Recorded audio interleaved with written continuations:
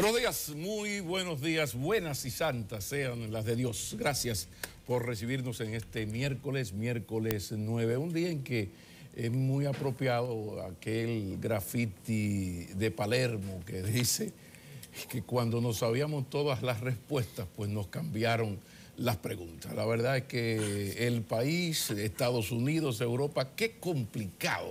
Esto está como el siglo XX, según Serrat, que decía que está complicado y marrullero. La verdad es que sean bienvenidos, pero la verdad también es que, bueno, ustedes ven el escenario de Estados Unidos, que de eso vamos a hablar, o la política dominicana o Suramérica y sus problemas. Saludos a Bolsonaro. Quiere decir que esto está exactamente así, complicado y marrullero. Nosotros trataremos de hacer el trabajo de comentar esa terrible realidad. Muy buenos días, compañeros, camaradas, camarados. Muy buenos días a todos, saludos a los amigos televidentes. Diría un buen cibaeño, más que complicado, está enredado el panorama. Hoy vamos a hacer un par de viajes fuera del país, Venezuela, Estados Unidos, Europa, porque realmente este mundo globalizado y plano está bastante complicado. Adis Burgos. Buenos días, caballeros, buenos días. Es un buen encaminado ya tramo de la semana, así que saludos a todos ustedes que nos dan este lindo cariñito de temprano actualizarse para saber cómo está el país antes de salir a la calle. Es lo que toca a un ciudadano responsable. Pues miren que antes de nosotros irnos de viaje a Estados Unidos, yo quiero invitarlos a un viaje ahí cerquita, a San Pedro de Macorís, a propósito de una discusión que es muy valiosa, porque en los últimos años hemos tenido que descubrir de uno y otro escándalos que tienen que ver con nuestras áreas protegidas. Lo de Valle Nuevo todavía no termina de ser discutido, todavía estamos hablando de si el Ministerio de Medio Ambiente realmente es consciente de hacia dónde se la tiene que jugar y hasta dónde, cuando entonces esta otra discusión también tiene que ser socializada. En el momento en que se descubrió las Cuevas de las Maravillas, cuando fueron descubiertas las Cuevas de las Maravillas, que de hecho no se llamaban Cueva de las Maravillas, para ese punto era la cueva, estamos hablando del Jaguar, Cueva del Jaguar, para 1926. Comenzó de ahí en adelante a hacerse más búsqueda y se llegó a la conclusión de que era el más importante hallazgo rupestre de la isla, y eso es mucho decir. La Cueva de las Maravillas desde entonces se convirtió en un atractivo turístico que no puede ser medido, porque lo que representa para nosotros poder conocer cómo fue la cultura, cómo fue la vida en este país antes de la colonización es muy profundo, es muy interesante. Ahí hay cuevas, ahí hay arte rupestre, ahí hay cavernas, hay toda una riqueza que ha sido conservada, muy bien conservada. Hasta ahí todos de acuerdo. Pero ¿qué ocurre? El descubrimiento de un contrato que traspasaba con todos los derechos, inclusive de venta, de contrato, de préstamo, a la fundación que dirige las Cuevas de las Maravillas, se ha convertido en los últimos meses en una discusión, escándalo, que fue llevada al Congreso y que no necesariamente ha sido lo pública que debería ser. Hay un pleito en justicia, un pleito que se libró y se decidió en diciembre y que pasó inadvertido por el hecho de que las fiestas se tragaron muchos temas de interés. Ahora justamente de eso queremos hablar, porque está al cerrarse la legislatura para el 12, tiene que volverse a abrir para el 27, y hay muchos temas, entre ellos la política, que parece que se va a tragar todo para este año.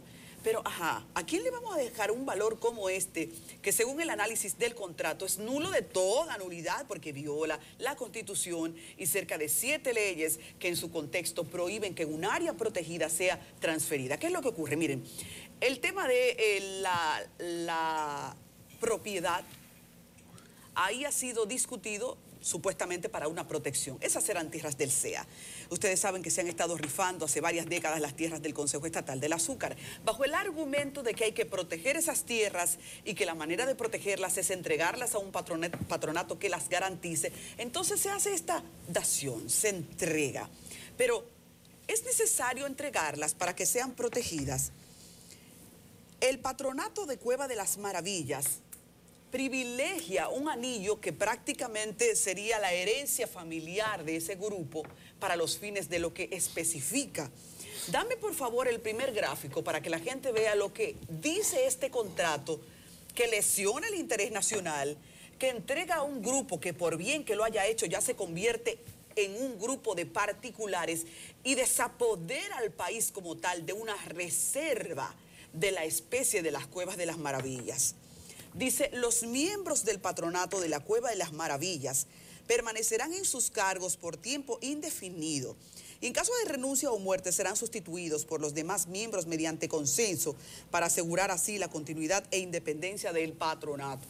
Eso de continuidad parece ser que nadie más podría hacerlo bien y que la participación de la sociedad está prohibida para los fines de esto porque solo quienes formaron este patronato tendrían la capacidad y el interés también de conservarlo. Pero es importante que ustedes sepan que las áreas protegidas no son transferibles y que de hecho eso es inaceptable porque no es una corporación o emporio familiar y viola el artículo 39 de la Constitución. Pero hay también otro aspecto importante que ese contrato le da como privilegio para que ustedes vean cuán abarcante es. Y dame el otro gráfico. Se trata de una entrega absoluta de la Cueva de las Maravillas a un patronato que, a juicio de la Academia de Ciencias y también de el defensor del pueblo, la defensora del pueblo que ha estado en justicia llevando este pleito, no tiene ahora mismo un apoyo del Congreso porque han sido no solo lentos, sino también proteccionistas de lo que este contrato dice, pese a que se trata de un daño al poder que tiene que tener el país sobre este tipo de activos. Señala que puede el patronato vender, traspasar, ceder y en cualquier forma gravar sus bienes muebles e inmuebles, tomar préstamos para los fines de la asociación, recibir donaciones y fondos en fideicomiso, emitir bonos y garantizarlos con hipotecas o prendas o de cualquier otro modo permitido por las leyes.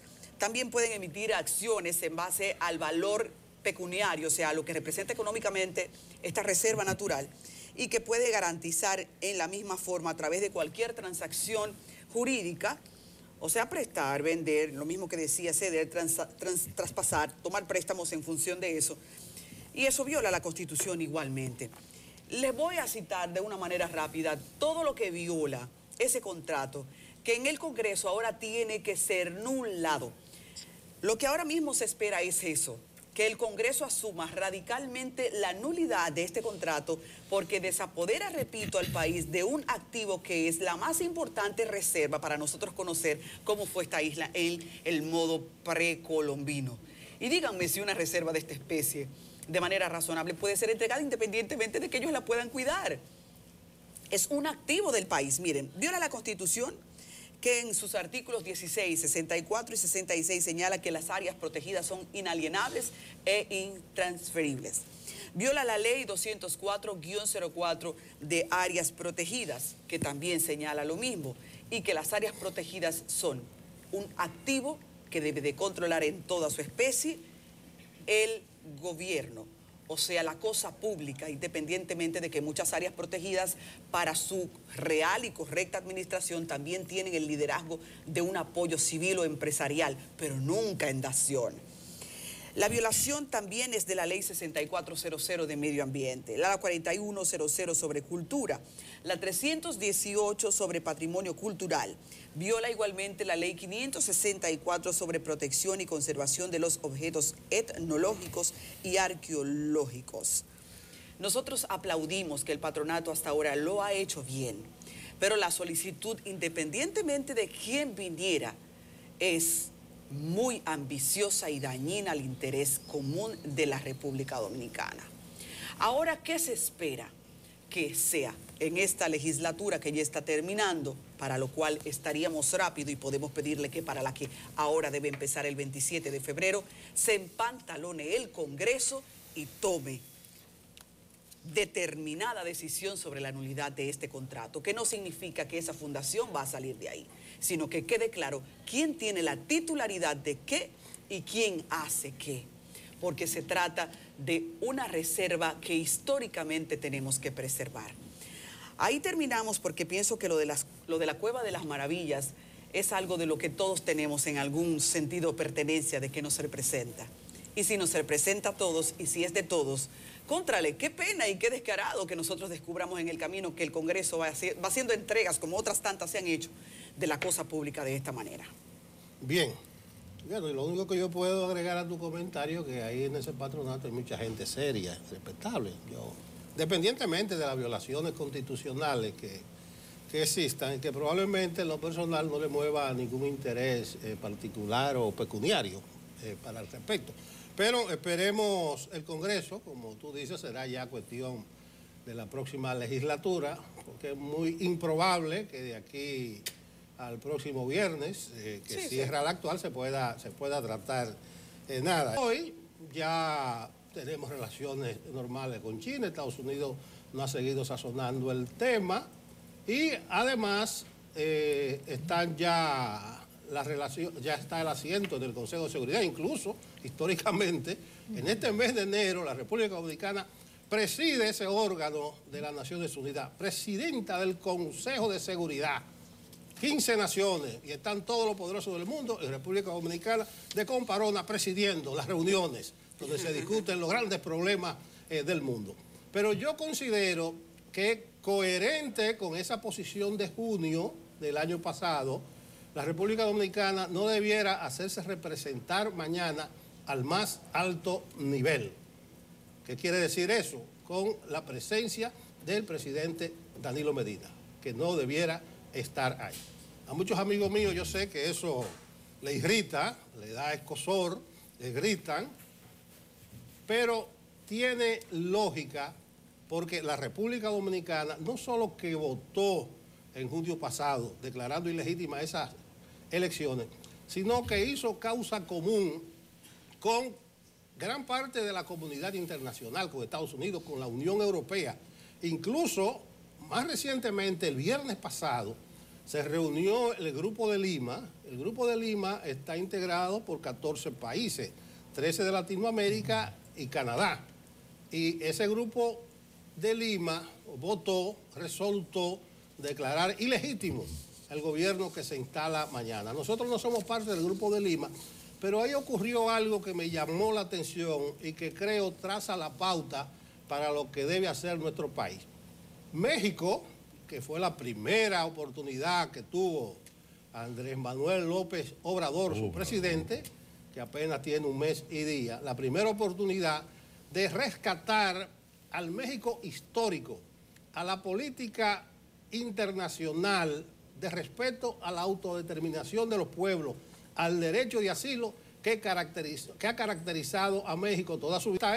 Que mañana el gobierno no ha dicho nada todavía, Danilo no asista personalmente a Venezuela, se haga representar y ahí hace un doble play, envía un mensaje de que no hay total conformidad con lo que pasa en Venezuela, pero también dice que los venezolanos son ellos mismos los que deben decidir su futuro en democracia. Tú sabes que siempre es bueno, cuando ocurren hechos que a uno le llama la atención, uno dice, bueno, déjaselo al tiempo. Y periodísticamente nosotros bromeábamos cuando yo estaba en otro equipo con aquello de vamos a darle 48 horas.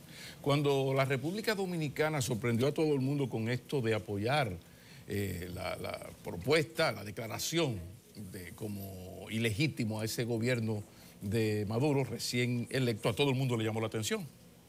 A todo el mundo le llamó la atención por las relaciones tan cercanas de Venezuela con nosotros, de los dos gobiernos, aquel Petrocaribe, aquellas deudas de gratitud acumulada que habían hecho que la República Dominicana se mantuviera más o menos al margen. De repente ocurrió lo que ocurrió, uno se sorprendió con ese apoyo, pero lo entendió, y aquí hablamos de esto, lo entendió a partir de que era el momento y uno tiene que, para analizar estos hechos, ir al total, ir, como decía Marx, de lo particular a lo general y de lo general a lo particular.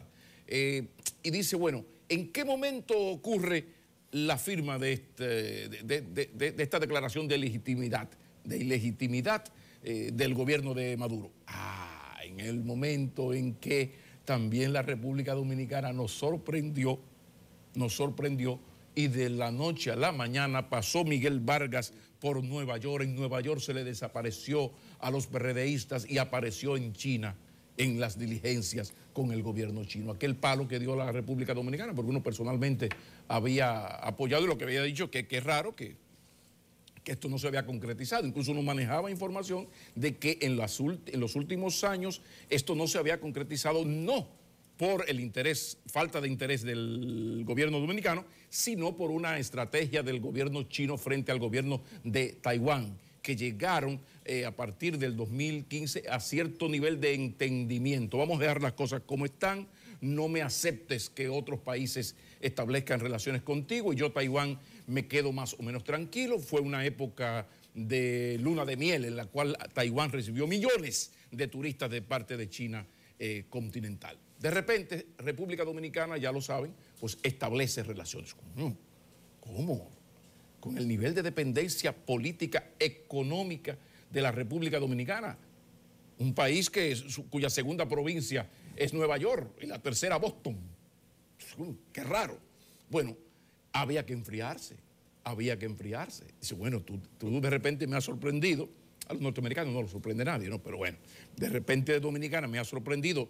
Has establecido estas relaciones con una China que viene agresiva, buscando posicionarse en todo Occidente y en especial en América Latina, que es una zona donde los norteamericanos en los últimos 15 años se han descuidado increíblemente. Y por eso ese grupo de gobiernos de centro izquierda.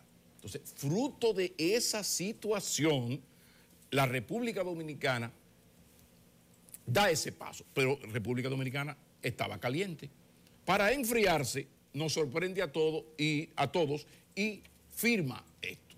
Ahora llega el momento de que si iba a ser coherente, bueno, si yo considero que es ilegítima la elección del presidente Nelson Rodríguez en las elecciones del 2020, y así lo escribo y así lo digo, me veo feo en la recepción del Palacio del 16 de agosto, por más en llave que yo sea de Nelson. Pero si fue legítimamente que el partido nelsista ganó las elecciones. Entonces, la República Dominicana apoya, es decir, que afirma, suscribe que es ilegítimo ese gobierno, pero entonces va a asistir. Es parte de la geopolítica y de las relaciones internacionales que se manejan a partir de un solo gran objetivo: los intereses nacionales. Ese zigzagueo, no solo dominicano, de otros países, es parte de ese zigzagueo para usted estar con Dios y con el diablo, no dejar de complacer a ese imperialismo yanqui que está agresivo porque está en decadencia y no es ni sombra de lo que era hace 30 años, porque ya el mundo es demasiado multipolar, y entonces por eso está ocurriendo esto. Vamos a darle especial seguimiento. Ojalá que el presidente Medina no tiene por qué ir. Creo que queda muy bien, un gesto de solidaridad por los viejos amores, aquella amistad desde el indio Atuey hasta el día de ayer.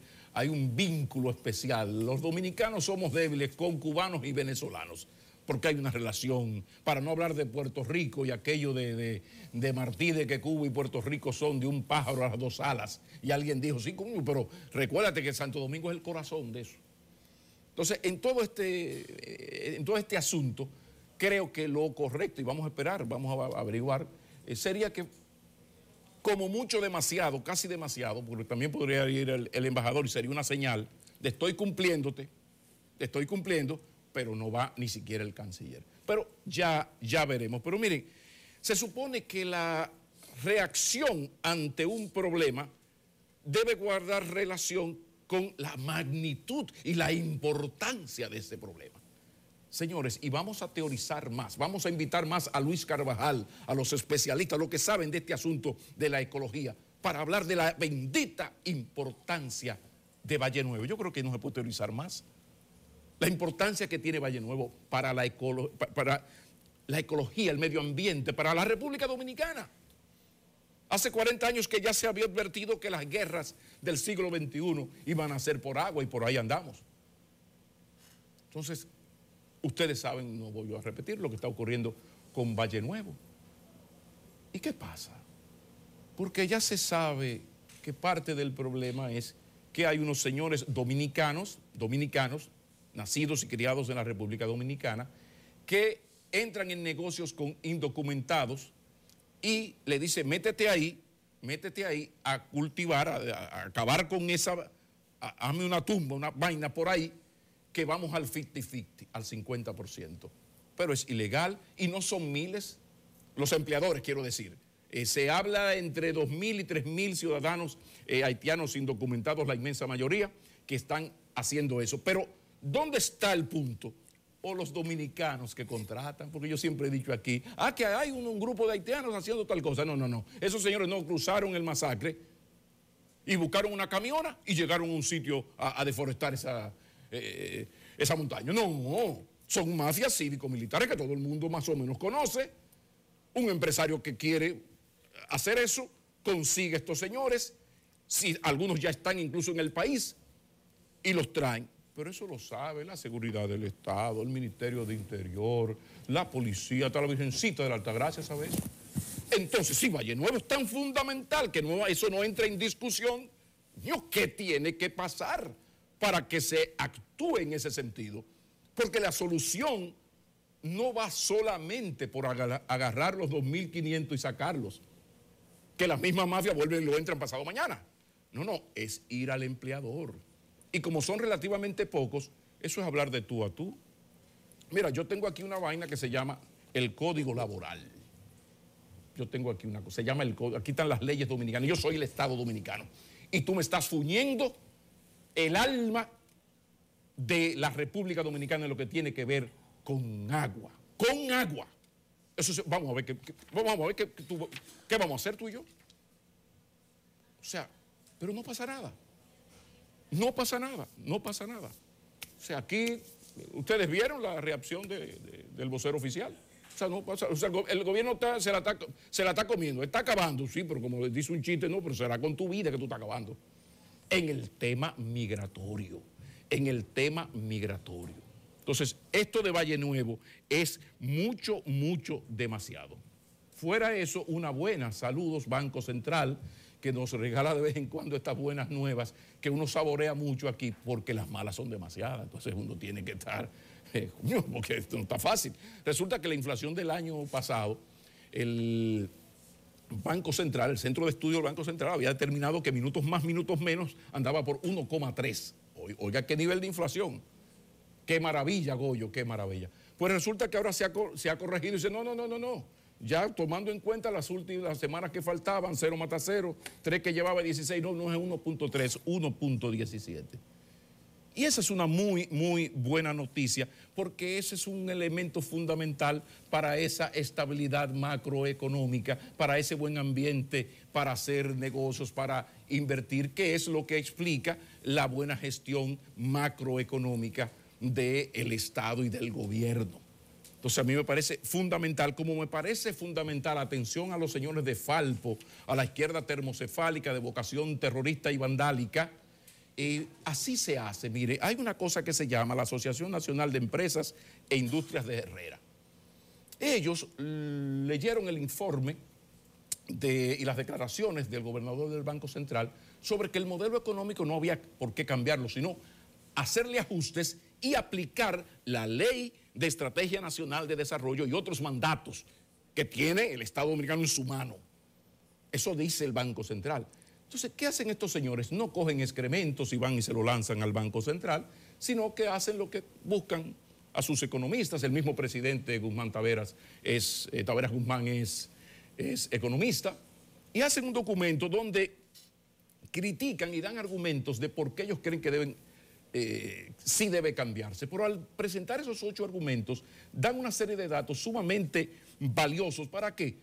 Para la discusión, para que se maneje esta información y esa necesidad de ajustar el modelo que dice don Héctor Valdés Albizu se apresure y se haga lo que se tenga que hacer, porque la Ley de Estrategia Nacional de Desarrollo está ahí y la necesidad del pacto fiscal también está ahí. Entonces, por ejemplo, un problema que tiene el modelo, pero que con ajustes se puede resolver. No reduce como debiera la informalidad, y eso lo sabe todo el mundo, ni aumenta como debiera las fuentes de empleo. Y da un dato muy bueno: de cada 6 empleos creados en el 2018, 3 corresponden al sector informal. De 6, 3, 50. 2 al estatal y solamente uno al sector formal de la economía, sector privado formal. Y eso es serio, pero muy mucho demasiado. Y son datos objetivos del mismo Banco Central. Entonces, al que corresponde, al señor gobierno, que tome en cuenta esto, atención, todo el equipo económico, el Ministerio de Economía, con la anuencia, por supuesto, del presidente, Finanzas, Hacienda, el mismo gobernador. Lo que decía el gobernador, lo que dice el gobernador, es una verdad monda y lironda. Sí, pero hay que aplicarla. Y estos son datos terribles. A nivel de informalidad laboral, ese nivel de informalidad alcanza el 58,2%. 2.653.000 dominicanos están en eso. Pero también habla de la apertura acelerada del mercado dominicano a las importaciones que ha provocado, que ha sido provocada por la entrada en vigencia de 5 tratados de libre comercio. Y ahí entra nuestro problema de balanza comercial negativa para nosotros, salvo en el caso de Haití. O sea, Haití es la panacea de la balanza comercial de nuestro país con cualquier otro país. Y sigue, son muchísimas, lo vamos a dejar para otro momento, pero a mí me parece muy bien que la Asociación de Industriales Herrera, que no está de acuerdo con don Héctor Valdés, no vaya con fundas de excremento al Banco Central, sino que se siente, analice y haga un aporte al bendito debate de las ideas. Y que uno que está en esto, así como trajo los argumentos del Banco Central, también traiga esto y que sea usted el jurado. Saludos a Mengual. Vamos a presentar eso en otro momento, pero sí hay datos. Miren, mientras el salario promedio calculado por la CIPEN aumenta en un 35,2% entre el 2010 y el 18, los costos de los rubros más sensibles para los hogares más pobres han sufrido incrementos significativamente superiores. Salud 36, alimentos 40, pasajes 36,1, carro público 41, educación 69,3. Esos son datos. Así se hacen las cosas. Ojalá en los próximos días nosotros poder conversar con el presidente de la Asociación de Herrera para que desarrolle un poco esto, y también ojalá que quiera venir un técnico especialista del Banco Central, porque sería maravilloso pues ese tipo de debates, porque esa es la democracia.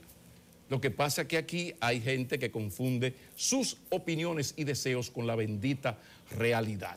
Y nadie defiende tan vehemente y fanáticamente una idea cuando solo tiene una. Y eso nos pasa mucho, compañero. ¿Sabes qué, Pablo? Esto de los informes nos ayuda a entender, y yo creo que el gobierno está clarísimo eso, pero para que el país en sentido general lo comprenda, que vista la realidad dominicana, por delante, por detrás y por las ventanas se llega a la misma conclusión, no importa por dónde usted entre a la casa. El hecho de que la gente vive de una condición informal y solo le permite a mayoría accesar a un subsidio, a un trabajo que mínimamente le dé soporte a la supervivencia, a final de cuentas concluye con que la pobreza tenga esa presencia suprema. Porque es que un 50% de la población, estamos hablando, vive de un empleo informal, no tiene seguridad social, por ende, y ese otro por ciento entonces depende de la política que lo hará siempre arrodillado a un sistema del que, aunque hay críticas, habrá muchos dependientes. ¿Qué caray? Sí, hay dos cosas. Bueno, las dos cosas que mencionó Pablo, Valle Nuevo y el Falpo. Yo no quisiera dejar pasar la oportunidad de lo de Valle Nuevo, porque ahí hay un problema. O sea, Valle Nuevo, estamos hablando no solo de Constanza, sino del Parque Nacional Juan Bautista Pérez Rancière, de esa zona sagrada y privilegiada del país, que le da agua casi a 14 provincias. De ahí, de esas estribaciones, y de ahí el celo con que debe ser cuidado. Si lo menciono es porque Adriano Miguel Tejada, editorialista de Diario Libre, plantea hoy con el título Alguien miente, que él mandó sus reporteros a la zona con un dron y que efectivamente ahí se está cultivando, ahí se están infiriendo daño a la ecología, entonces que el ministro de Medio Ambiente no diga que ahí no pasa nada. A partir de lo que dice Adriano Miguel Tejada, yo creo que el gobierno debe tomar cartas en el asunto, porque hay un claro enfrentamiento entre los grupos que defienden el medio ambiente, la ecología, la Academia de Ciencias, el Observatorio de la UAS y el ministro de Medio Ambiente, porque el ministro Esteves lo simplifica todo y dice que no es verdad, que no es verdad, que todo es mentira. Entonces, alguien está mintiendo, alguien no está diciendo la verdad, y en ese sentido creo que en un problema tan serio, tan grave, el país no debe ser entretenido de la manera que lo está haciendo el ministro de Medio Ambiente.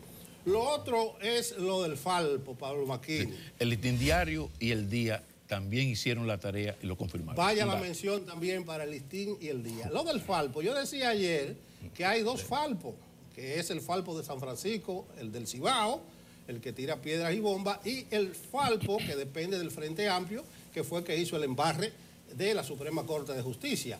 Efectivamente, ayer aparecieron Raúl Monegro, vocero nacional, y Víctor Romano, secretario general del Falpo. Del Falpo de allá, de San Francisco. Sí, pues están divididos. Ellos están divididos y ellos dicen que ellos no comparten ese método. Que el Falpo son ellos, que el Falpo no son los otros. Y que incluso ellos critican ese comportamiento porque eso, dicen Monegro y Romano, propiciar acciones de ese tipo, como la de la Suprema, no contribuyen a dispersar y aislar la lucha de las masas.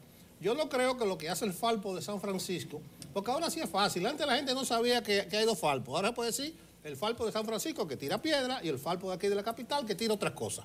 Ya, eso está gráficamente. Yo no creo que el Falpo de San Francisco, sus métodos sean distintos a lo que se emplearon ayer de marginarse, de aislarse de la lucha de las masas, pero bien, ellos lo dicen. Yo quiero ir a otro aspecto sencillo.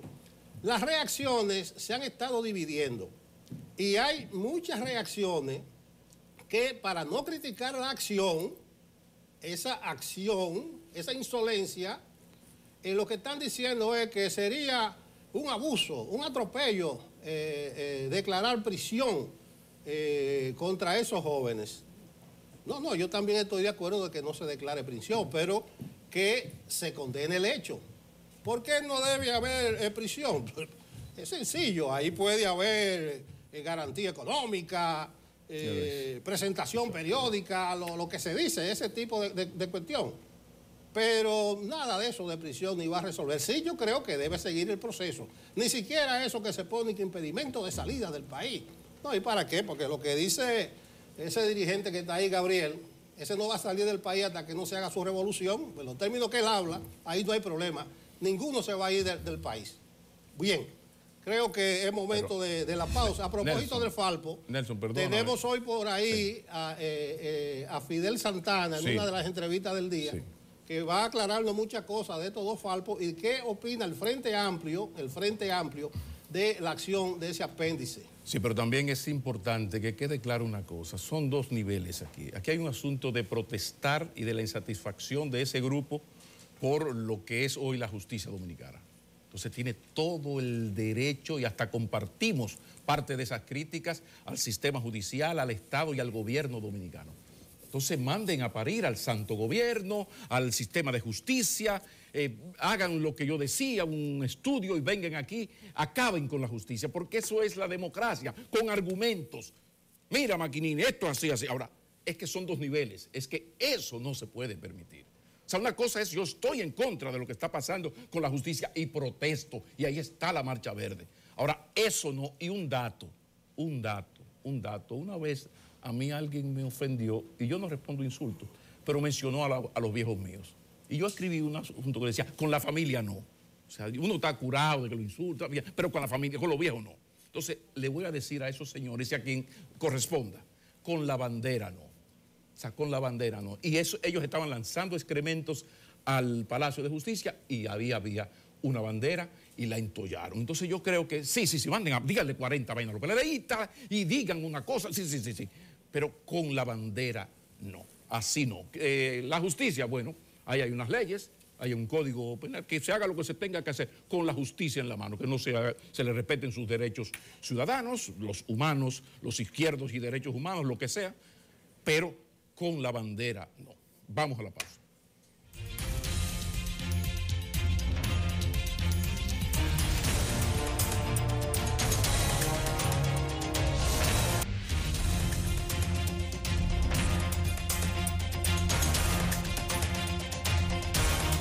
Gracias por acompañarnos. Vamos ahora a la entrevista principal en Enfoque Matinal. Y es de mucho interés porque de todo el interés necesario. Este 2019, hemos dicho, será un año de mucho batir en la política. Y la política es la representación de los diferentes sectores. Esa representación que también en los partidos minoritarios tiene una gran búsqueda de equilibrio. Vamos de inmediato a presentar a Max Puig. Alianza por la Democracia en la presidencia no podría más pedir. Así que buenos días y gracias por estar con nosotros. Max Puig no solo tiene la veteranía de haber sido ministro de Trabajo y de Medio Ambiente, por lo que también hablaremos de todo, sino que a la cabeza del partido tiene una gran experiencia en política. Qué bueno que nos acompaña. Bueno, en primer lugar, muchísimas gracias, Aris, por la invitación y aprovecho para saludar a todas las personas que nos miran y nos escuchan en este momento. Así es, y vamos a empezar una vez en un conversatorio. Bueno, la ley de partidos ha puesto en muchos apuros ahora a los partidos minoritarios. Ustedes son unos que no alcanzaron, por ejemplo, en las últimas elecciones el 1%, lo que según este marco jurídico ya los haría desaparecer. ¿Cómo ven el panorama? Bueno, en primer lugar debo decir que se discutió mucho el tema de la ley de partidos, pero se discutió en un aspecto solamente, en el relativo a cómo los partidos seleccionarían sus candidatos, si a través de primarias abiertas o sin primarias o primarias cerradas. En realidad, la ley fue aprobada, pero fue muchísimo más allá de lo que se suponía que iba a tratar. Esa ley en realidad transformó el régimen electoral. O sea, cuando ustedes de repente tienen la ley en la mano, todo esto les viene de sorpresa. En gran medida, porque muchas de las modificaciones se hicieron el último día. Y fueron modificaciones que se expresaron verbalmente en la Cámara, que no habían sido discutidas, que nadie conocía y que de buenas a primeras fueron planteadas allí. De todas maneras, los partidos de la oposición nos habíamos opuesto, todos prácticamente, a esa ley, a través de un documento que presentamos en enero del año pasado, pero a último minuto se produjo un cambio porque el partido más votado de la oposición decidió cambiar su punto de vista y hacer aprobar la ley. Esto trajo consecuencias porque esto prácticamente, aunque se hacía con el propósito supuesto de dividir al gobierno, al partido de gobierno, en realidad quien dividió fue a la oposición, en la medida en que la mayor parte de las organizaciones no compartimos esa ley de partidos que a nuestro juicio viola la Constitución en por lo menos 13 acápites. Es decir, por esa razón presentamos una acción directa en inconstitucionalidad ante el Tribunal Constitucional. Esto no se ha fallado, pero los partidos de la oposición, su inmensa mayoría, 9 de estos partidos, hemos objetado el carácter constitucional de esa ley. Ahora, ¿cuáles son sus consecuencias? Es que esa ley trastoca toda una serie de aspectos del funcionamiento de los partidos. Uno de los elementos que aporta es que establece requisitos adicionales para mantener el reconocimiento legal, modifica el sistema de financiamiento, modifica el sistema de alianzas. Esa ley dificulta las alianzas en sentido general. Visto lo que el marco de esta ley obliga a que las alianzas tienen que ser muy anticipadas, sí. ¿Hasta qué punto eso puede generar un trauma para quienes están primero buscando sus propios votos y solo deciden las alianzas al final para tratar de seguir siendo un poder económico, un poder político? Bueno, en primer lugar, eso lo trastoca por lo siguiente. Los partidos tienen que aliarse, según la ley, sin saber quiénes van a ser los candidatos de los partidos. Es una alianza a ciegas. Si la APD se alía con el partido A, B o C, se alía con ese partido sin saber quiénes van a ser los candidatos de ese partido. O sea, no hay posibilidad de decir yo apoyo ese partido si el candidato es tal o si es cual. La ley impide eso. La ley también cercena el derecho que tienen los ciudadanos a elegir y ser elegidos. ¿Por qué? Porque, bueno, eso es un derecho constitucional, está en el artículo 5 de la Constitución. Pero la ley dice que para ser candidato de un partido hay que estar inscrito en ese partido con mucha anticipación. Quiere decir, de acuerdo a la encuesta Mark Penn, dice que solo el 16% de los dominicanos y dominicanas hoy día están afiliados a un partido. Quiere decir que el 84% no puede ser candidato. Una pregunta que mayoría no entiende. Los partidos minoritarios son instituciones que de repente usted no sabe que existen hasta que llegan las elecciones y en una boleta usted comienza a ver esos nombres rarísimos que nunca han hecho una participación pública. Parecería que no consiguen conectar con tener un constante contacto con la sociedad. Entonces se asimilan como una oposición dormida, si es que son oposición, porque otros son simplemente aliados del gobierno. Bueno, eso se puede decir ciertamente, seguramente de algunas organizaciones. Eso no se puede decir de la Alianza por la Democracia, que es una de las organizaciones políticas que es minoritaria, que más aporta, que más propuestas de políticas públicas formula. O sea que eso puede ser cierto en algunos casos, pero en muchísimos otros casos no. Ahora, esa ley de partidos en realidad limita la existencia de los partidos políticos, en particular los minoritarios. Y eso es un atentado a la democracia, porque si hay algo que es intrínseco, que es propio a la democracia, es la expresión de las minorías. Las minorías no deben desaparecer. Si esa ley de partidos hubiese estado en vigor hace 20 años, el actual partido de gobierno jamás hubiese llegado al gobierno. Y una pregunta que en los últimos años ha sido también de gran inquietud. ¿Han servido, independientemente de que Alianza por la Democracia tenga argumentos que pueda presentar, que no los encasillen ahí, han servido esas minorías para enriquecer a sus candidatos presidentes que no hacen más que esperar que llegara ese momento de las elecciones para que les entregaran unos presupuestos, de ahí se cogían esos cuartos y se iban para su casa con el poco grupito al que había que dar y ese era un botín mío? Bueno, yo tendría que precisar muchas cosas, pero sobre todo voy a señalar dos. Ningún partido de los que ha ejercido el gobierno en las últimas décadas... Perdón, porque esos partidos no hacían rendición de cuentas. Sí, no, sí las hacen, atención. Esa rendición de cuentas ha sido un fantasma. No, sí las hacen. Por ejemplo, la Alianza por la Democracia acaba de ser objeto de una auditoría de la Cámara de Cuentas. Siempre hay auditorías, nuestras auditorías están ahí. O sea, y es importante, es decir, están a la disposición. Están las auditorías de los partidos colgadas en la página de la Cámara de Cuentas. Cualquier ciudadano puede acceder a ellas.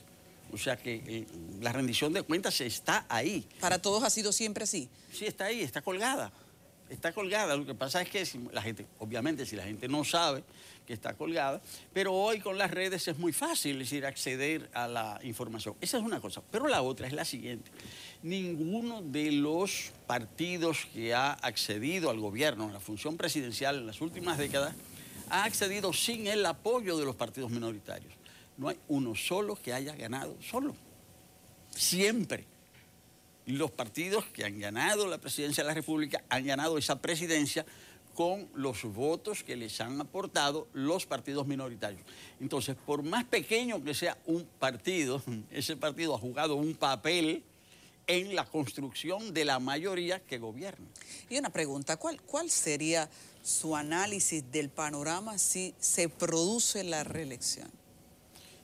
Bueno, en primer lugar, es difícil que se produzca, pero de producirse también es posible, no se puede asegurar. Hemos visto muchas desfachateces en este país hablando de materia de reelección. Cierto, pero es difícil que se produzca porque hay mucha oposición, esto tendría mucho rechazo, pero de producirse esto puede producir, también puede generar fracturas importantes en el propio partido de gobierno y esto generar una recomposición partidaria. Ya de por sí, la ley de partidos obliga a una recomposición.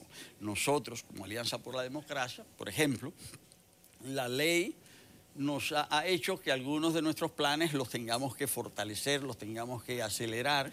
Ahora estamos empeñados en lograr una representación en todos y cada uno de los municipios del país, 158. Eso es muy importante. Y en los 230 distritos municipales.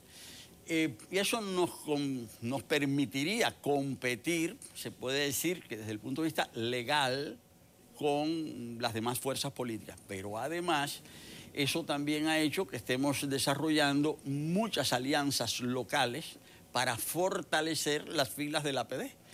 Ya hemos firmado acuerdos en ese sentido con organizaciones locales en Santiago, lo vamos a hacer en las demás provincias, de manera que la APD pueda hacerle frente a los desafíos de esa ley de partidos. Era justamente uno de mis planteamientos, porque el PLD con toda la estructura que tiene es un monstruo con una competencia que se convierte en desleal para los partidos pequeños. Entonces es ya tiempo de que comiencen a buscar también curules en los municipios y en las provincias para tener un equilibrio de poder que vaya disgregándose. Sí, bueno, el sistema en realidad es muy desigual, es muy inequitativo, porque por más que hemos insistido nosotros en que no se utilicen los recursos del Estado, como es en las democracias en el resto del mundo, pero esta democracia dominicana es bastante particular, digamos un tanto pervertida, y entonces aquí sí se usan impunemente los recursos del Estado. Nosotros sabemos que en este año van a ser incrementados los programas sociales, el número de personas beneficiarias de las diversas tarjetas. Ya hay 1.300.000 familias que se benefician de una u otra de estas tarjetas. Esto hace que cerca del 45% de la población dominicana esté siendo beneficiaria, se esté beneficiando de los programas de transferencias directas del gobierno, de las tarjetas. Y eso crea una desigualdad en la competencia política que es enorme, que no se ve en otros países. Ante esa competencia desleal.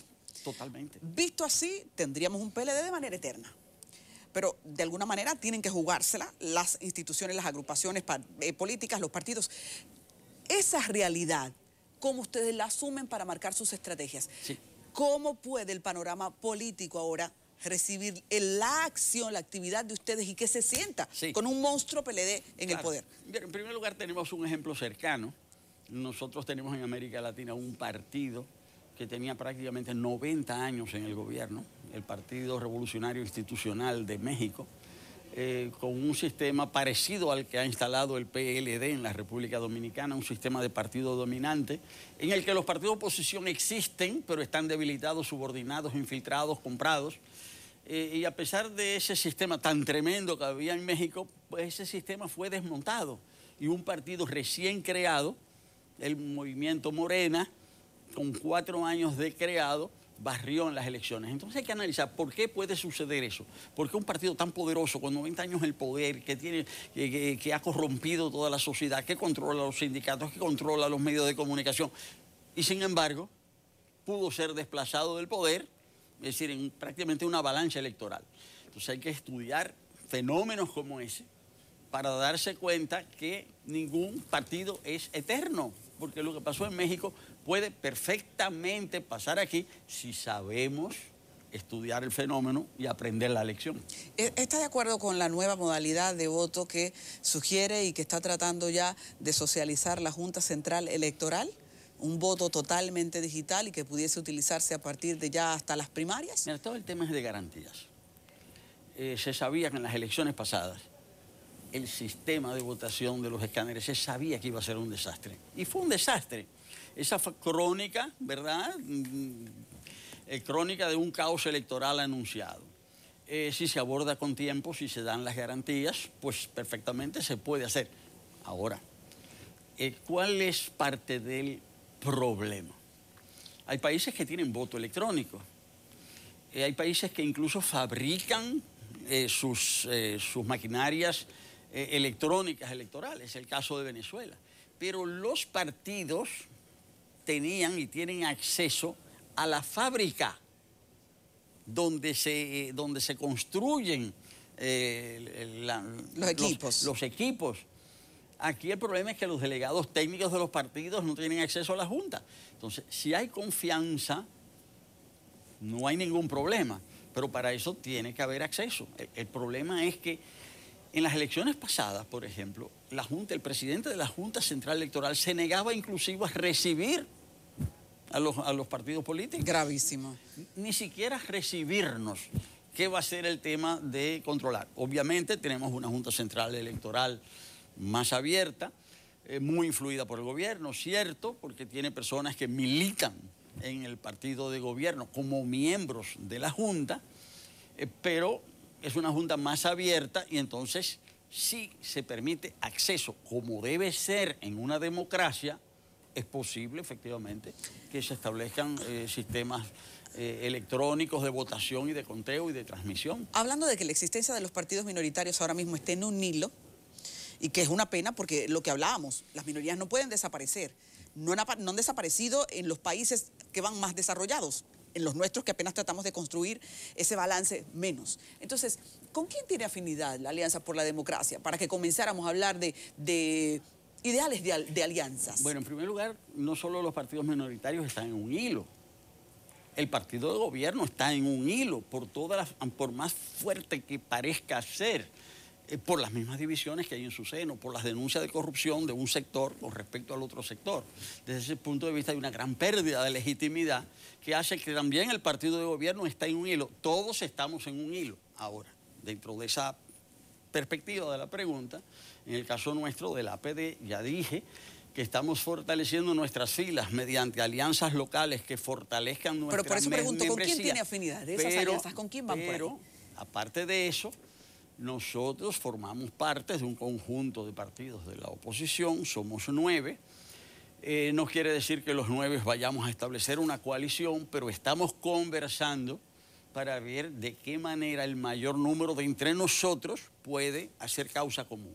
En las elecciones de 2016, la Alianza por la Democracia llevó candidaturas comunes a nivel legislativo en casi todo el país con el Partido Revolucionario Socialdemócrata.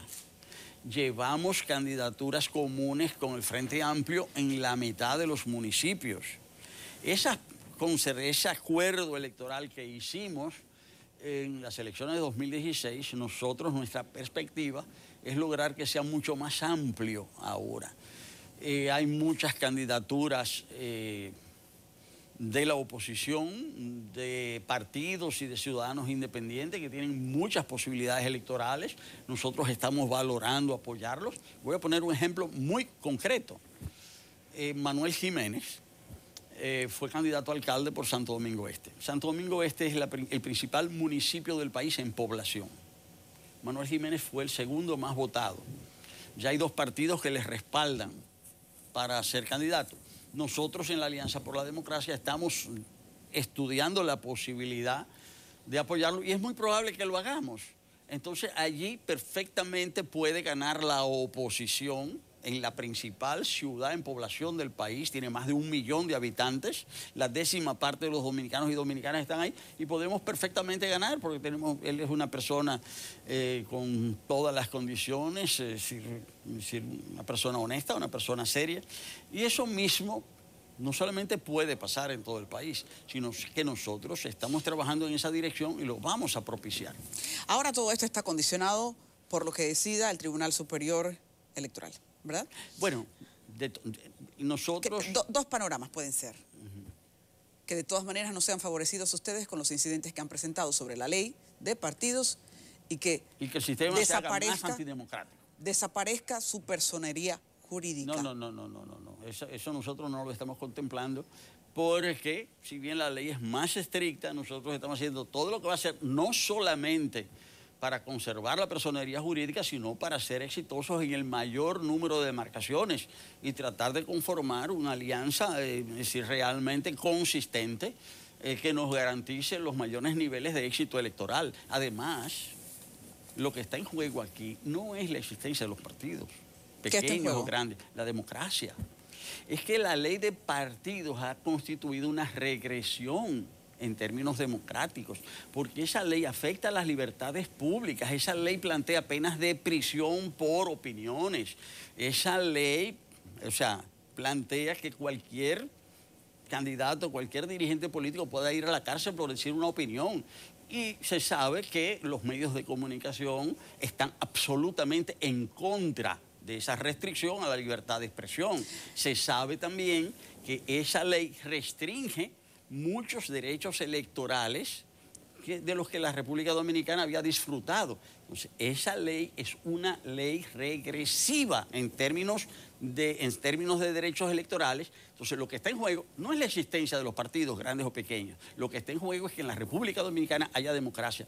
Nosotros lo que estamos defendiendo ahora, en este momento, es la democracia en nuestro país. Estoy totalmente de acuerdo. Al PLD no ha de interesarle que esas modificaciones a la ley se hagan en un contexto que les permita a ustedes beneficios para los próximos comicios. Entonces, ¿usted cree que va a fallar el tribunal a tiempo? Porque una traba podría ser simplemente no fallar y ahí se queda el mismo contexto, con los mismos rebuses, con los mismos impedimentos y dejando en desventaja a los partidos minoritarios. Bueno. Y en un momento en el que no existen necesariamente las garantías de que las cortes sean independientes y esas cosas, porque todo está politizado, ¿qué usted opina? Bueno, eso tiene que ver con un tema, y es que en la República Dominicana no hay división de poderes. No hay separación de poderes como debe ser. En ilusión lo tenemos. Sí, pero eso es en el papel. Pero aquí se sabe que todos los poderes están concentrados en uno solo, sí, y se manejan desde la tercera planta del Palacio Nacional. Gravísimo. No es cierto que aquí las cortes, las altas cortes sean independientes. Nosotros vemos quiénes son los suplentes en la Junta Central Electoral. Todos pertenecen a un partido político, al mismo, al de gobierno. Entonces, no, desde ese punto de vista, la democracia como tal, lo menos que se puede decir es que es muy defectuosa en la República Dominicana, por no decir que es una democracia totalmente desvirtuada o manipulada. Entonces, aún en esas condiciones, nosotros vamos a dar la batalla. Nosotros sabemos que el Tribunal Constitucional, que los diferentes tribunales pueden fallar en contra de las fuerzas políticas, que sería ya desarmarlos también. En contra de las fuerzas políticas de la oposición, pero nosotros sabemos que el sistema está montado así, para que el que manda siga mandando. Es decir, no es un sistema realmente democrático, pero la construcción de la democracia siempre se ha dado en todos los países del mundo sobre la base de la lucha contra las fuerzas antidemocráticas. Y nosotros lo que estamos haciendo es eso, tratar de que haya democracia en la República Dominicana. Está creciendo una corriente peligrosa de gente que aclama que gente rebelde, líderes rebeldes, antidemocráticos, tipos versus Bolsonaro, comiencen a tomar forma. Ustedes que representan una oposición, que se la juegan, pero que tienen un discurso conservador, ¿cómo ven esta realidad? Porque la gente se está desesperando ante la supremacía de un PLD y la falta de un líder fuerte que lo ponga. Bueno, realmente en toda América, en todo el mundo, en toda América, la situación de crisis ha venido llevando a que fracciones de la población desesperadas por el deterioro de sus condiciones de vida, el caso de los trabajadores europeos que se sienten amenazados por la migración, que discursos basados muchas veces en la mentira, en falsedades, en lo que ahora se llama las fake news, pues puedan conseguir apoyos. Y ahí tenemos el ejemplo de este señor Bolsonaro, que es un señor impresentable, en el sentido que es un señor que dice que los negros son estúpidos, que no sirven para nada, que las mujeres tienen que seguir en la cocina, que las personas que tienen una preferencia sexual distinta deben ser reprimidas, que la selva de la Amazonía debe ser destruida, que eso no importa. Ciertamente una persona así, con esas ideas tan antidemocráticas, tan reaccionarias, tan represivas, ha ganado la presidencia de Brasil. O sea que la ha ganado sobre la base también de toda una serie de el uso, ¿verdad?, que se ha hecho de todo de las redes, es decir, mediante toda una serie de procedimientos amañados. Es decir, que sí, la democracia está amenazada también por esa posibilidad de que personas antidemocráticas asuman los gobiernos desde cumpliendo con las formalidades democráticas. Ese es un peligro, ese es un peligro real, y por eso nosotros entendemos que no podemos cejar, que tenemos que seguir desarrollando en todo momento lo que nosotros llamamos la batalla de las ideas. Analizando las ideas, analizando cómo está el país, ¿de qué pecamos ahora? ¿De qué peca este sistema? Este sistema que se robó la separación de los poderes del Estado, pero que en materia real lo que la gente mide es si tiene sus problemas resueltos o no. Sí, yo diría que en la República Dominicana de hoy hay 5 problemas o temas fundamentales. El primero es que estamos creciendo, pero estamos creciendo mal. Estamos generando riquezas, pero las riquezas están mal distribuidas. Aquí hay un modelo de crecimiento económico con injusticia social. O sea que el primer gran problema aquí es el crecimiento, el mal crecimiento, el crecimiento inadecuado, la desigualdad. Segundo, la destrucción de nuestra plataforma natural, el medio ambiente. Y tres problemas muy acuciantes que tienen desesperada o preocupada a la población, como son la corrupción de todo el sistema político, la impunidad, bueno, la corrupción y la impunidad que van juntas, el tema de la violencia y la delincuencia y el tema de la inmigración descontrolada. Yo diría que esos son, a mi juicio, los 5 grandes problemas. Crecimiento injusto con desigualdad, destrucción de nuestra plataforma natural, corrupción, delincuencia e inmigración descontrolada. Yo creo que esos son las 5 cuestiones, los 5 desafíos fundamentales que tiene frente a sí la República Dominicana. Y están conectados, están directamente conectados, porque cuando el hermano del presidente de la República agrede un parque natural, la Sierra de Bauruco, ahí hay destrucción de la naturaleza, ahí hay delincuencia, ahí hay inmigración descontrolada, ahí hay desigualdad. Madre mía. Sí, están en un caso como ese, los 5 problemas fundamentales están ahí con esa acción depredadora que gente vinculada directamente al gobierno, a la presidencia de la República, están desarrollando. Pues esperamos que ustedes se la sigan jugando ante todos esos desafíos. Gracias por estar con nosotros. Señores, hemos conversado con Max Puig, presidente de Alianza por la Democracia, y nos quedamos con el pendiente de hablar de medio ambiente, porque hay tantos líos de medio ambiente ahora, así que tendrá que volver. Continuamos con Enfoque Matinal.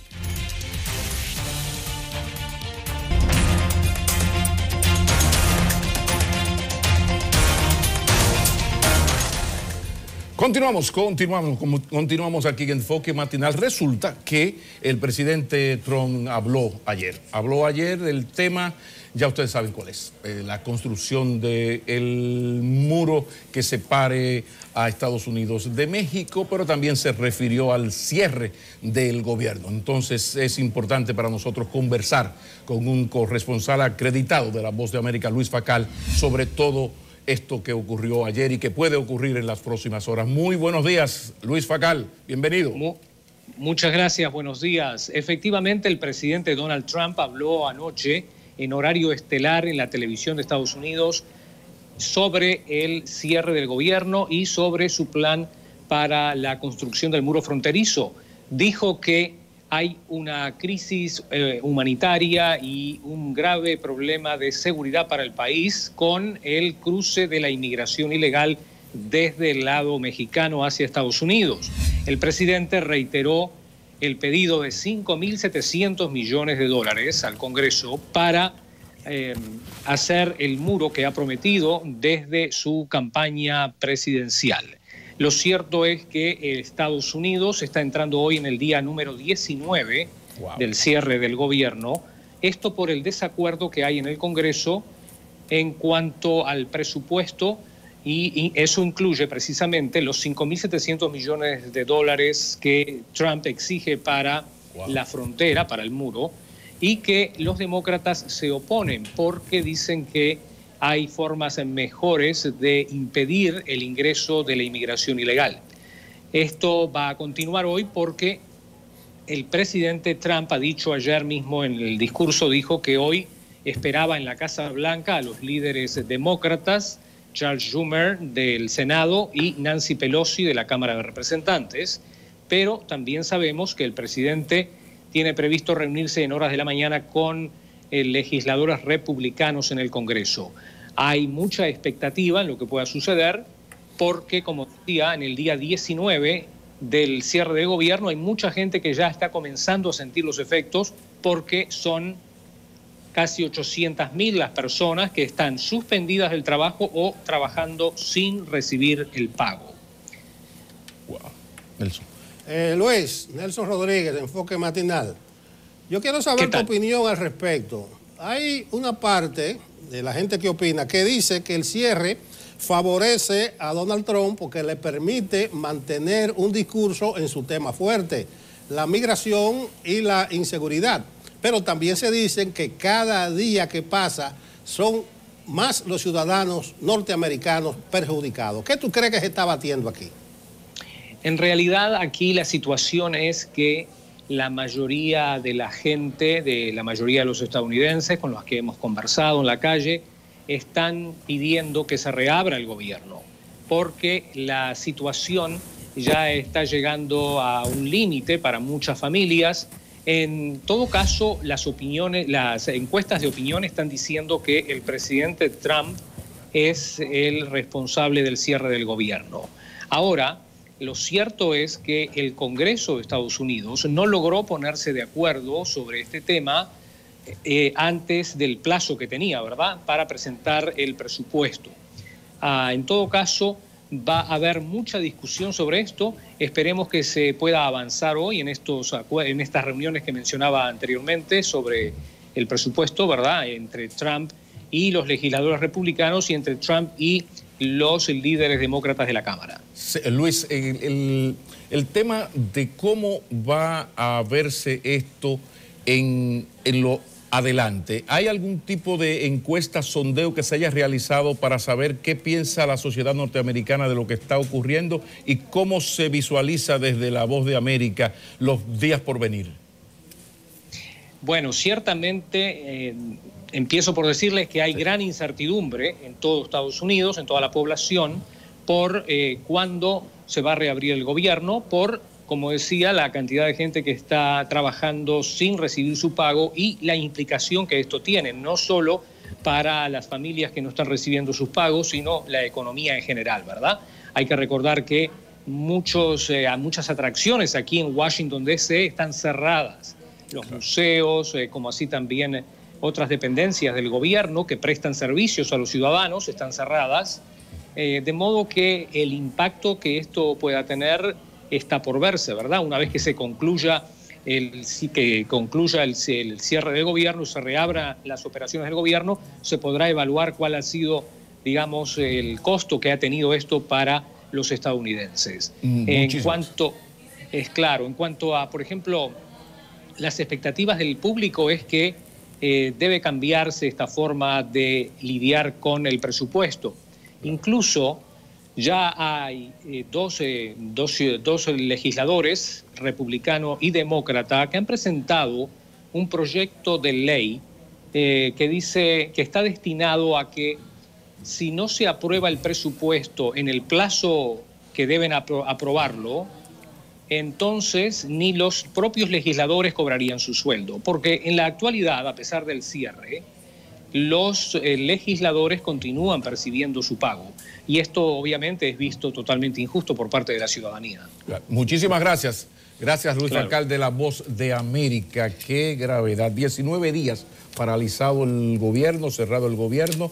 800,000 norteamericanos afectados directamente por esto. Reiterar en la propuesta de Bush de hacer su muro para lo que él necesita, unos según él, 5.700 millones de pesos. Es decir, que el interés se centra en crisis humanitaria, seguridad y migración, algo que, como decía el señor Falcál, le ha dado muy buen resultado electoral y en términos de su popularidad al señor presidente Trump. Por eso uno insistía en saber qué piensa la opinión pública, el pueblo norteamericano, de esto que está ocurriendo, porque sabemos que son dos temas que le han dado mucha ventaja y popularidad, ventaja electoral a Trump, este tema de la migración y de la seguridad. Aunque hay una crítica porque el presidente Trump ha hablado de que la crisis de opiáceos que hay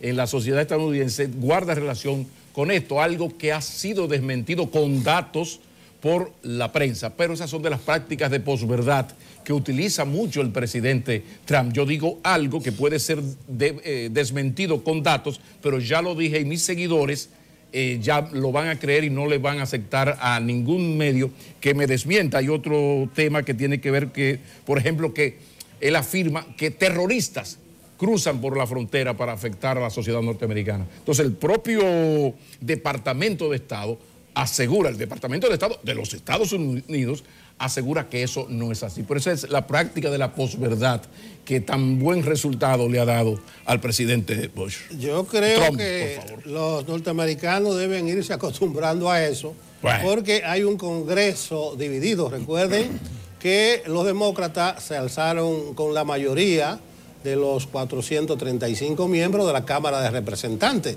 o sea, lo que sería la Cámara de Diputados nuestro. Aunque los republicanos ampliaron su dominio en el Senado con 53 de 100 miembros, pero no hay unanimidad entre los republicanos sobre este aspecto. Incluso tiene coherencia lo que dice Fakal, nuestro entrevistado, nuestro periodista, de que es una incongruencia que los legisladores sigan cobrando su salario mientras más de 800.000 ciudadanos norteamericanos se ven afectados. En la República Dominicana lo resolvimos fácil eso, o sea, si entra el año sin que se apruebe el presupuesto, continúa con el anterior. Pero oye, a propósito de eso, a mí me llamó la atención porque él denotó que 2 legisladores han hecho propuestas de que esto no continúe siendo así. Tú dices, pero mira, no necesariamente las circunstancias en todos los países se ven igual. Un Congreso que tiene la capacidad de autorregularse, aquí eso no ha sido posible, porque nosotros vemos que diferentes iniciativas van en contra del interés nacional, pero benefician a los legisladores y ellos son incapaces de que un nuevo proyecto de ley o que una limitación legal les quite sus minitas económicas o simplemente iniciativas que son botecitos, baulitos de dinero que solo los benefician a ellos o a quienes ellos quieran beneficiar. Es un tema que también llama la atención en ese aspecto porque nosotros tenemos que reclamar un crecimiento del pensamiento político y en el Congreso Dominicano hay más de una razón para que haya iniciativas que desmonten cosas que solo benefician a los legisladores. Ahí ellos se ven beneficiados, pero no faltó quien proponga que eso se desmonte. Bueno, estamos hablando de 2 legisladores de un total de 435. Pero no, creo que no es representativa la muestra. No olviden el control republicano. Esto es una estrategia de Trump y hay un control. Él tiene el control. Y la espada de Damocles que él tiene sobre los demócratas es precisamente ese poder. Yo mantengo el gobierno cerrado. Esto afecta a 800.000 norteamericanos directamente, porque indirectamente son, bueno, millones y millones. Hay instancias de servicio público cerradas y eso va a ir empeorando. A mí me parece muy bien, ojalá que fuera posible esto de que, bueno, si tú estás afectando a 800.000 servidores del Estado americano, pues también que no cobres tú. De todas maneras, el asunto es muy serio, son 19 días, esto va a peor, el tema.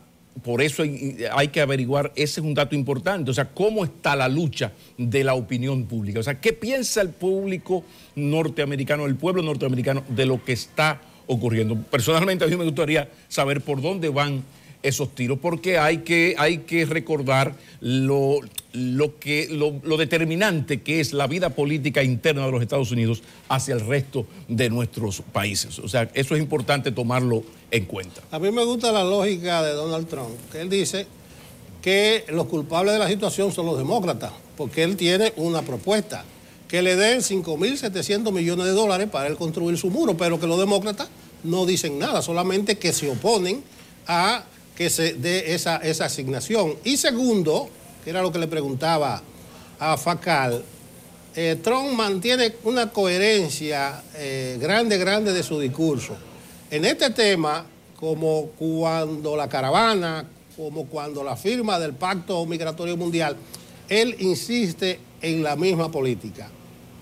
Es crítico del tema migratorio, la seguridad fronteriza, entonces mantiene un discurso, mientras los demócratas ahora se justifican y lo acusan, él mantiene su discurso. Norteamericano, esa frontera tiene que estar segura, un muro, porque por ahí entra terrorismo, ahí entra de todo.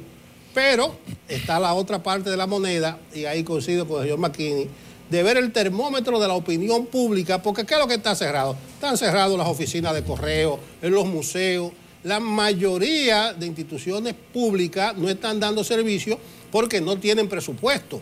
Y además de no dar servicio, los empleados no cobran. Entonces es una situación delicada que ya con 19 días, creo yo que si no es el tiempo récord, se aproxima. Es el periodo de cierre más largo y con una actitud de tal beligerancia del presidente de los Estados Unidos que parece que no va a ceder en su posición, aunque convocó para hoy, como dijo Facal, a la Casa Blanca, a representantes demócratas para discutir, viabilizar la situación. Hay propuesta de que se asigne una cantidad menor de recursos. Está la posibilidad en manos del presupuesto de la emergencia nacional, que le permitiría muchísimas otras cosas, pero los norteamericanos y los que tenemos muchas relaciones con Estados Unidos como los dominicanos debemos estar pendientes de esa división que hay entre los legisladores estadounidenses. Que hay un dato interesante, por ejemplo, si se construyese en hormigón y no en acero, ahí hay unos centenares de millones de dólares menos.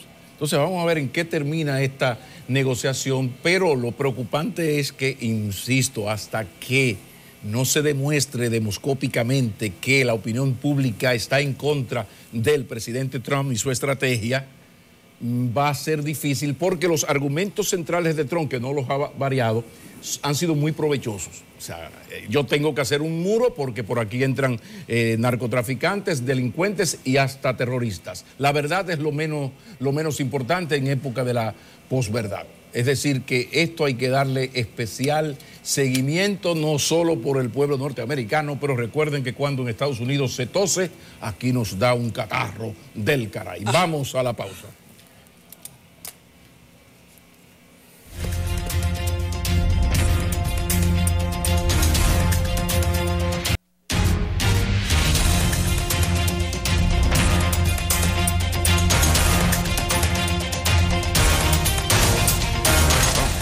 Miren ustedes, no se puede dejar de mencionar lo consternado que está uno cuando ve que un director de la policía lo matan en un punto de drogas, que es lo que ha ocurrido en Baní.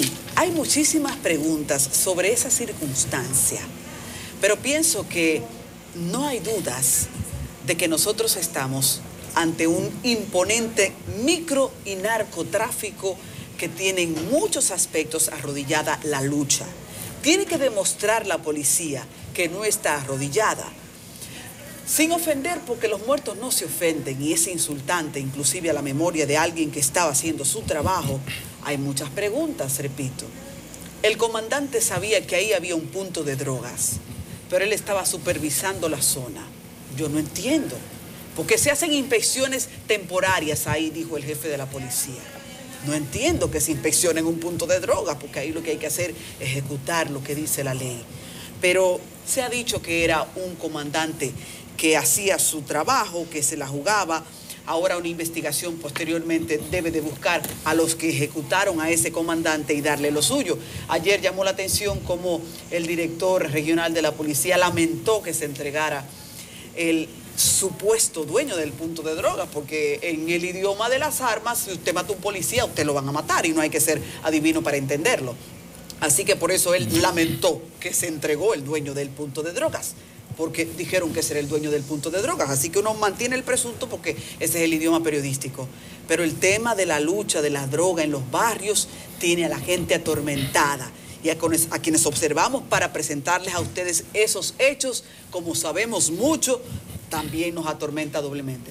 Ahora, finalmente, me gustaría tocar, lo tenía guardadito ahí, porque se armó un revuelo en las redes sociales entre PLDistas de varias tendencias y también opositores. Y tiene que ver con una frase. Me gusta mucho lo de las frases que resumen sabiduría popular, la sabiduría popular. Y una frase muy conocida es esto de que no me hables mal del camello si vas a intentar vendérmelo un día de estos. No me hables mal del camello. Entonces uno está, ¿por qué yo decía esto? Bueno, porque usted ve a las dos mitades del PLD enfrentadas y yo le escribía, señores, y si al pueblo dominicano le diese por creerse la mitad de las cosas terribles que dicen los leonelistas de los danilistas y también viceversa, es decir, danilistas de leonelistas. El PLD, ahito de ganar siempre, se ha quedado, por lo menos a corto plazo, sin una oposición que le asuste, porque hoy más que duplica las intenciones de voto. Entonces ha comenzado a hacer lo que ustedes ven en las redes. O sea, el liderazgo de la oposición lo tiene una mitad del PLD, pero esa otra mitad del PLD le están dando y no consejos la otra mitad. Y entre estos pleitos, pues es una especie de striptease, un destape, no sexual, pero sí político.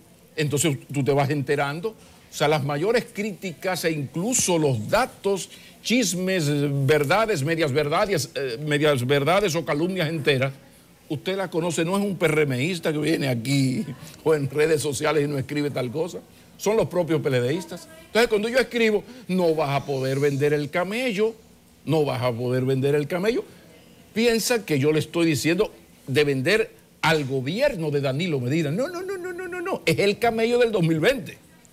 Es el camello del 2020 y recuerden aquello de lo que tanto citaba don Juan de los 2 toros, que el Visco vio 2 toros, entonces se cubrió del que no era y le dio el que sí era. Entonces eso que le pasó a la oposición en el 2015 para el 16, ahora podría pasarle con otra frase de la sabiduría popular, que es la cuestión esta de que no me convenzas. No me hable mal del camello, sí, o ahorita vas a venir a decirme que es maravilloso, encantador y que ha revolucionado el país. Entonces es bueno que sepan leonelistas y danilistas que ellos, ninguno de los dos grupos sabe quién va a ser el candidato. Que es muy posible que sea o Leonel o Danilo. Quizás. Pero lo que no está seguro es si el sector, que el candidato va a ser uno u otro. Entonces se lo dejo de ese tamaño a los PLDistas y le reitero la sabiduría popular. No me hables mal del camello, si tarde o temprano vas a venir a vendérmelo. Hay que irse. Señores, gracias por acompañarnos en la jornada de este lunes que todavía... Bueno, dije lunes, Dios mío, la semana está... Este es un empiezo de año que uno todavía no ha cogido bien el calendario. Hoy estamos a miércoles. Hoy es miércoles 9. El ombligo de la semana. Miércoles. Señores, aprovechen que todavía está temprano y mañana a las 7 aquí, Dios mediante. Si Dios quiere.